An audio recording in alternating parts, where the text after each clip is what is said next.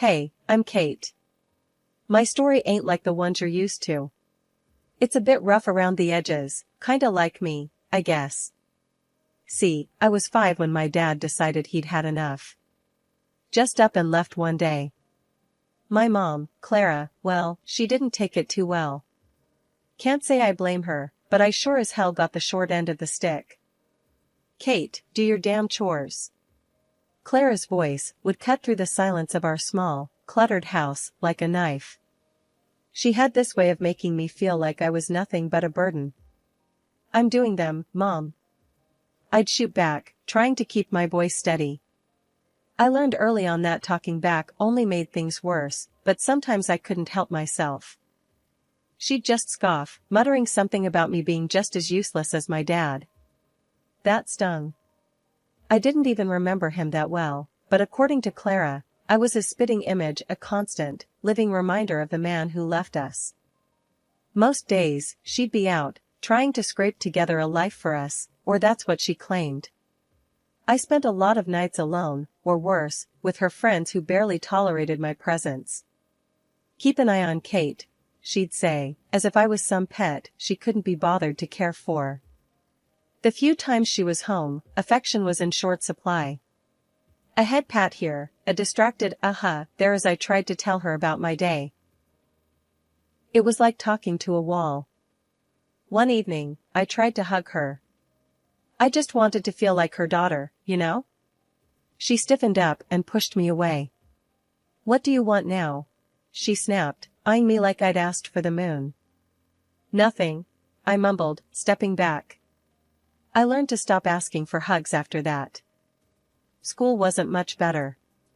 I was the quiet kid, the one with the hand-me-down clothes, and the absent mom at every parent-teacher meeting. Why's your mom never here, Kate? The other kids would ask. What was I supposed to say? That she didn't care? One day, Clara came home in a foul mood, worse than usual. She'd had a fight with one of her friends, the kind that was supposed to watch me, but just let me fend for myself. Why can't you be more like other kids, Kate? Look at you, sitting there with your stupid books. You're just like your father, a complete waste of space. I bit my lip, holding back tears. Arguing would only make it worse. Sorry, Mom, was all I could say, even though I didn't understand what I was apologizing for. That night, I lay in bed, listening to the silence of the house. It was overwhelming, the feeling of being so unloved, so unwanted. I promised myself that one day, things would be different. I wouldn't end up bitter and alone like Clara. I didn't know how I'd make it happen, but I had to believe there was more to life than this. Then Mark came along. Mom married him in a whirlwind, and suddenly, we were a family again. But when Lily was born, it was as if I became invisible, a ghost wandering the halls of a house that no longer felt like home. Kate, look at your sister. Why can't you be more like her? Mom would often say, her gaze fixed on Lily with a warmth I hadn't seen in years. I tried to remember the last time she'd looked at me like that, but came up empty. I shrugged, attempting to ignore the sting of her words. What do you mean, Mom? She sighed, a sound of frustration and disappointment. Lily's so put together, so delicate. And you?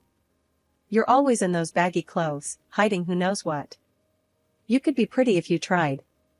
Mark would sometimes interject, a gentle mediator in our stormy household. Clara, Kate's fine the way she is. She's smart, kind. But Mom would cut him off, her voice cold. I'm talking to my daughter, Mark. Stay out of this.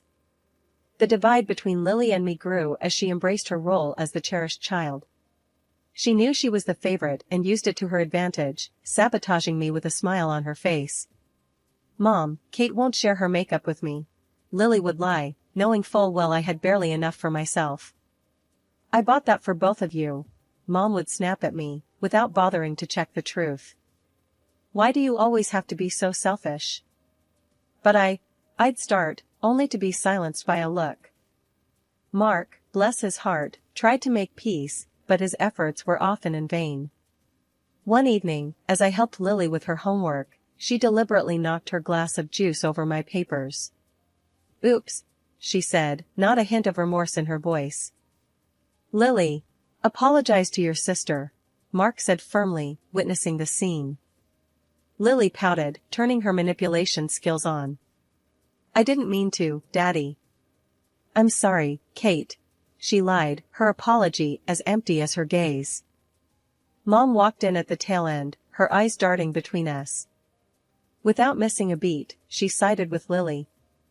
Kate, can't you see she's sorry? Stop making a scene and clean this up. Frustration boiling within me, I cleaned up the mess, the injustice of it all burning in my chest.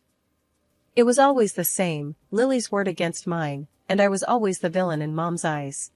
One day, feeling a mix of desperation and longing for a connection, I called Mark Dad in a moment of vulnerability. It slipped out, natural as breathing, but the fallout was immediate and harsh. Mom's face twisted into a mask of fury. How dare you? You have a father, Kate, and Mark is not him. You're just trying to replace him because he didn't want you. Her words were like a physical blow, knocking the air from my lungs. Mark looked stricken, caught between his wife and stepdaughter, a silent witness to my humiliation. My voice broke, the hurt too deep for tears. I thought. What? That you could just pretend everything's okay? That you could make us a perfect little family? Mom's voice was venomous, each word a pointed dagger aimed straight at my heart. In the end, I retreated to my room, the sound of Lily's laughter echoing behind me. I was the outsider, the unwanted, living in a house divided by favoritism and silent battles. Mark tried to offer solace, but his kindness was a balm on a wound too deep to heal. Growing up wasn't easy, not by a long shot. As I hit my teen years, things at home went from bad to downright miserable. Mom's critiques got harsher, and Lily, well, she was blossoming into a mini tyrant, with Mom as her biggest cheerleader. One afternoon, I was trying on clothes in my room, the door barely cracked open. I could hear Lily's snickers from the hallway. Look at Kate, trying to dress up. Like putting lipstick on a pig, she jeered, not even bothering to lower her voice. I flinched, the sting of her words hitting harder than I wanted to admit. Shut up, Lily, I snapped back, more hurt than angry. Mom's voice cut through the tension like a hot knife. Kate, don't talk to your sister like that. And Lily's right, you know. Those clothes do nothing for you. I stood there, a mix of anger and humiliation washing over me. I wanted to scream, to tell them both off, but I knew it would only make things worse. Mark wandered in, oblivious to the brewing storm. What's all the noise about? He asked, looking between us. Lily's just being her usual charming self, I muttered, my voice dripping with sarcasm. Mark sighed, a look of resignation on his face. Girls, can't we all just get along for once? Tell her to stop picking on me, then, Lily whined, playing the victim like she always did. I'm not the one starting things, I protested, but it fell on deaf ears. Mark just shook his head and walked away, leaving me to fend for myself yet again. The next day at school, I overheard some kids talking about a party. For a fleeting moment, I entertained the idea of going, of being normal, for a change. But then reality crashed back in. I couldn't bring anyone home. Mom would make sure any friend or boy I liked would run for the hills with her comments. One evening, Mom was on one of her tirades about my appearance. You could be pretty if you actually tried, Kate. Look at Lily, she takes care of herself. I was at my breaking point. Why do you always compare me to her? I'm not Lily. Mom just rolled her eyes. Because she sets a good example. You could learn a lot from your sister. The words felt like a slap in the face. It was always Lily, always about how perfect she was and how I just couldn't measure up. I stormed off, my heart pounding in my chest.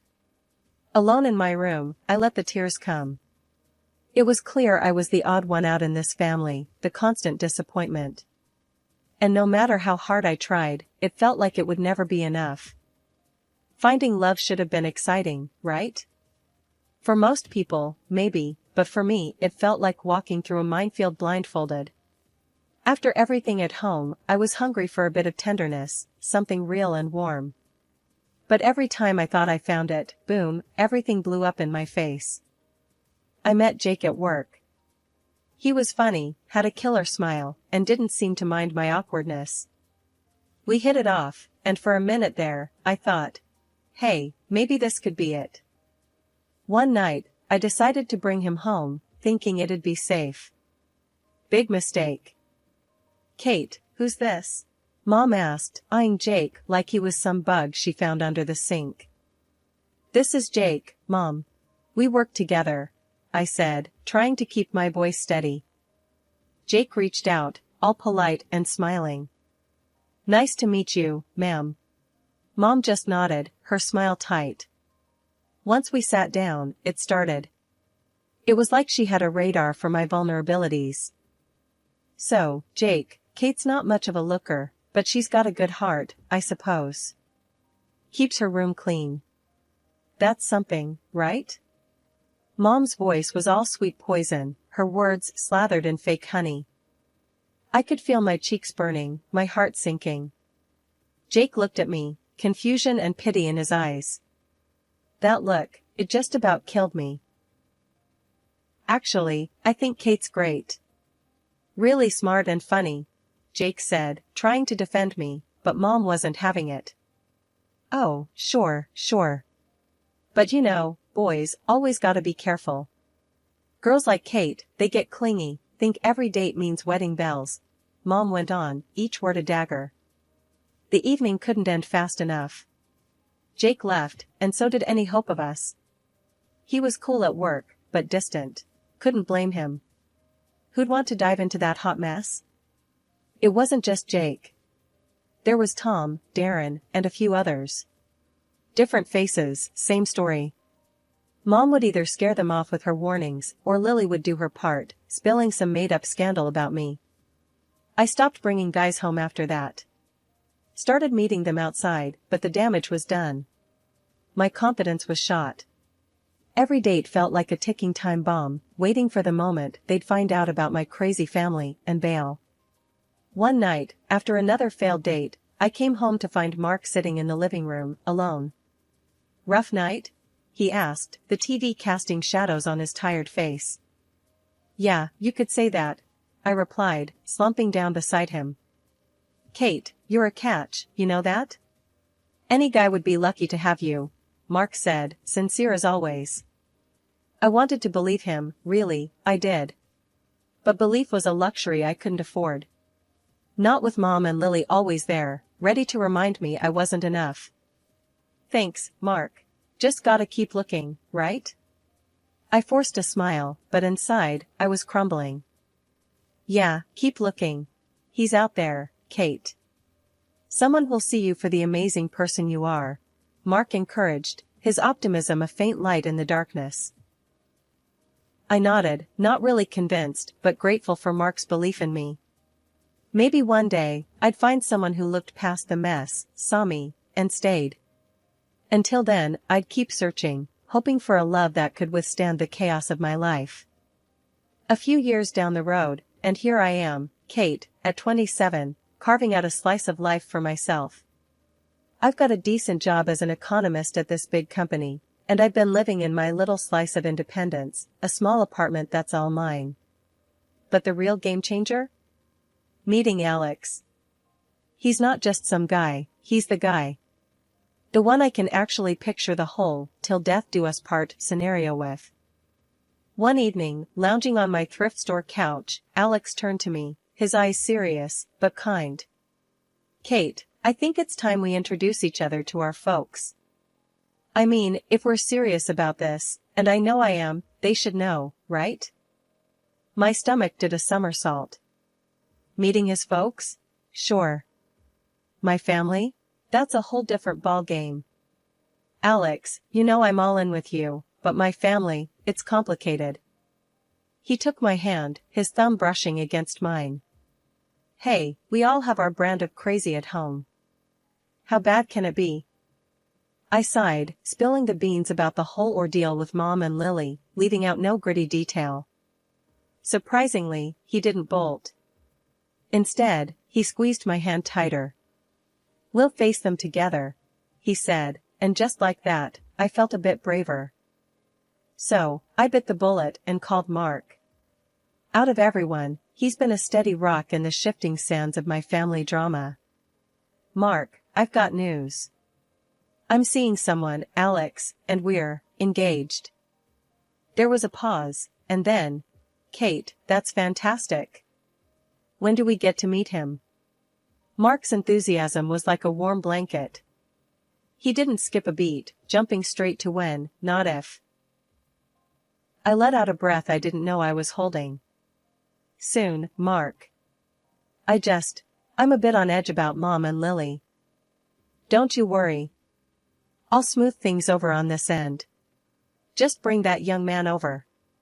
It's about time there was some good news around here." Hanging up, I turned to Alex, who'd been watching me with a mix of curiosity and concern.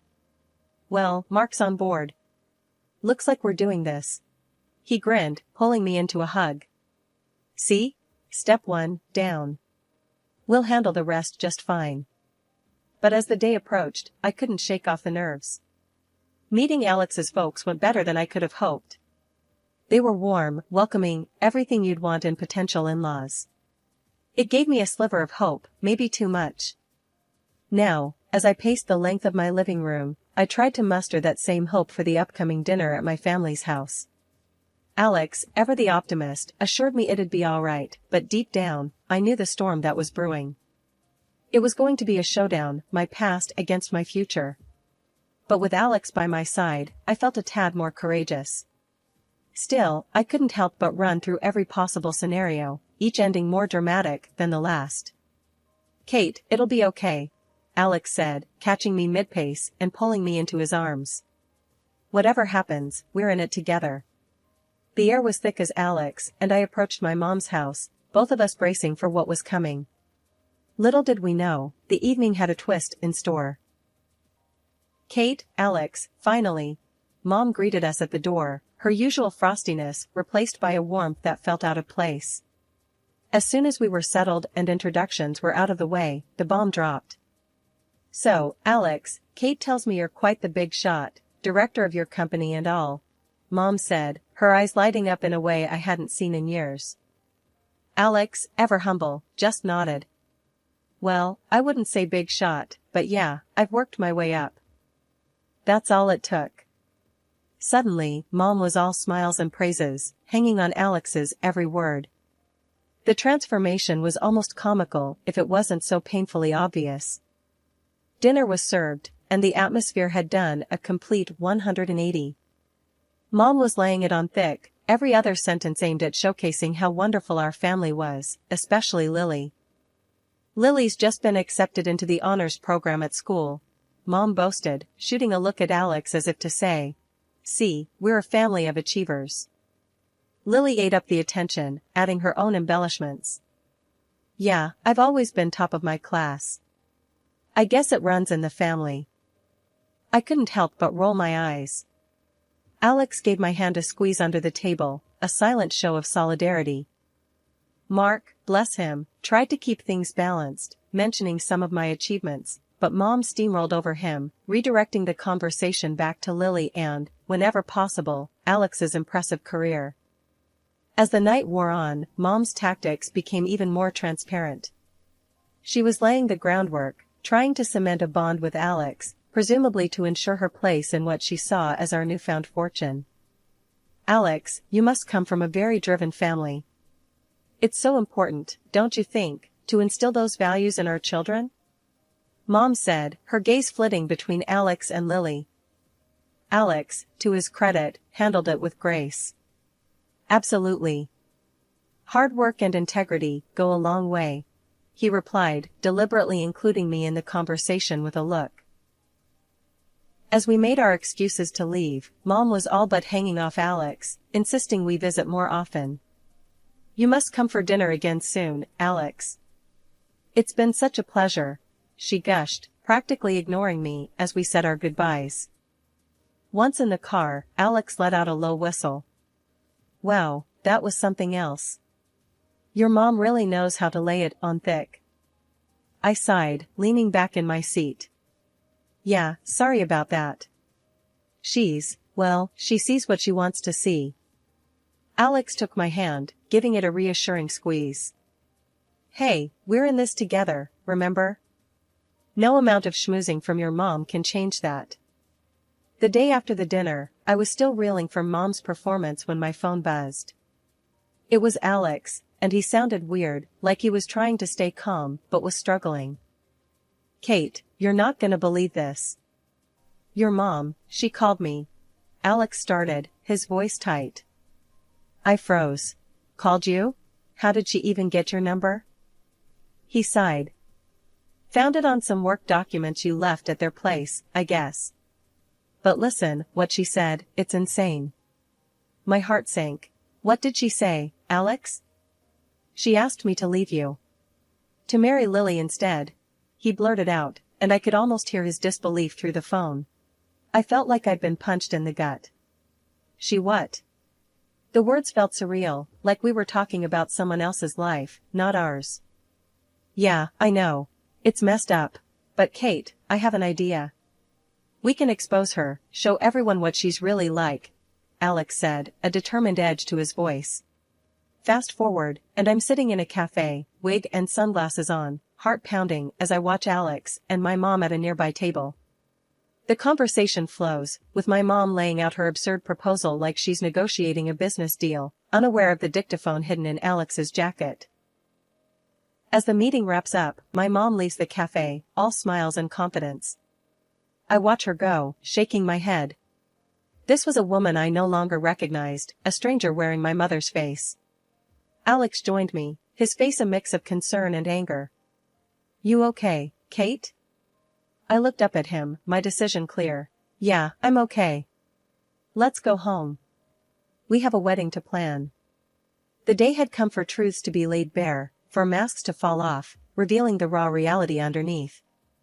I walked into my parents' house, not as the Kate they thought they could manipulate, but as someone who had seen through their deceit. As I stepped in, my mom greeted me with a smug smile, one that made my stomach churn. Well, look who decided to show up. Too bad Alex won't be joining us anymore, right? He's chosen Lily over you. She gloated, her voice dripping with false pity. Mark, standing beside her, looked confused, his eyes shifting between Mom, Lily, and me. What's going on here? He asked, his voice heavy with concern. I didn't respond immediately. Instead, I locked eyes with Alex, who had followed me in. We shared a silent nod, a mutual agreement that it was time to end this charade. Actually, Mom, Alex is here, I said, stepping aside to reveal him. Mom's face faltered, her confidence slipping for a moment, before she masked it with indifference. The room was heavy with anticipation as Alex hit play on the recorder. My heart was racing, knowing the weight of what was about to be heard. As my mother's voice filled the room, you could feel the atmosphere shift. I never loved Kate. Her voice echoed, each word a dagger. And Mark, I married him for his money, nothing more. The recording stopped, but its impact lingered, heavy and suffocating. The silence that followed was broken only by the sound of my stepfather's voice, strained and full of hurt. I can't believe this. Mark finally spoke, his voice barely above a whisper, but carrying a storm of emotions. His gaze shifted from the recorder to my mother, seeking some denial, some sign of remorse. But there was none. Mark stood up, his decision clear in his hardened gaze. That's it. I'm done. I want a divorce, he declared, his voice stronger now, resolved. You need to leave the house. The fallout was immediate. Accusations flew, tears were shed, and the fabric of our family was irreparably torn.